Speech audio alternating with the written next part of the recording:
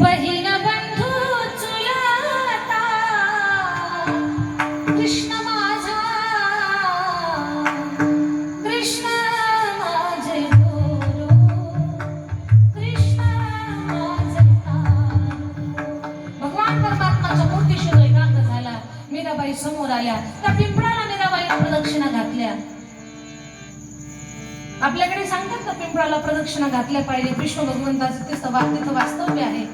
आता विषय तोंडातून सहज निघाला म्हणून सांगते. पिंपळाला प्रदक्षिणा घालायच्या असतील तर गुरुवारी आणि शनिवारी घाला. शनिवारच्या दिवशी पिंपळाला प्रदक्षिणा केल्या, पिंपळाला दोन्ही हाताने जर स्पर्श केला तर भरभरून लक्ष्मीचा वर्षाव आपल्या घरामध्ये होतो.